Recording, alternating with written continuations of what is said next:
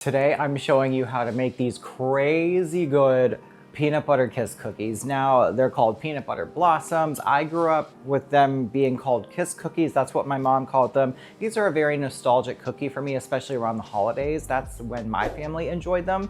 I know you could probably make these any time of the year, but this is a Christmas cookie for me. That being said, the full written recipe in the description, so don't you worry, you are going to love this recipe. You want to start by creaming together a stick of softened unsalted butter with some brown sugar and granulated sugar. Just give it about 3 minutes on a medium speed until nice, light, and fluffy. Now this is a peanut butter cookie dough, so we're going to add in some creamy peanut butter. I actually would not go for the all-natural peanut butters that have the oil separate on top. It just bakes a little bit weirder. I would go for something a little bit lower than that. Sorry for all you quality snobs, but it just works better.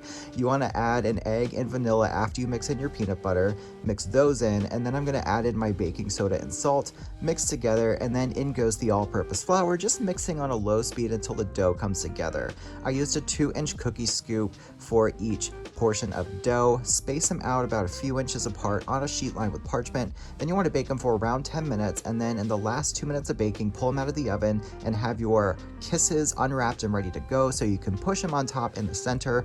Put them back in the oven for another 2 minutes. That's all they need, about 12 minutes total of baking time, and then just let them cool. If they're still a little bit warm, they're even better, but this is such a fantastic and easy cookie. I especially love that from start to finish, this does not take very long. It's a very quick cookie. There's no chilling involved. The flavor is amazing. They set up really nicely. They're soft, they're chewy. They're just everything I like about a good cookie. Once again, full recipe in the description, along with links to my other social media. Be sure to give this video a thumbs up. Leave me some comments down below, and of course, hit that subscribe button. Thank you so much for watching, and I'll see you next time.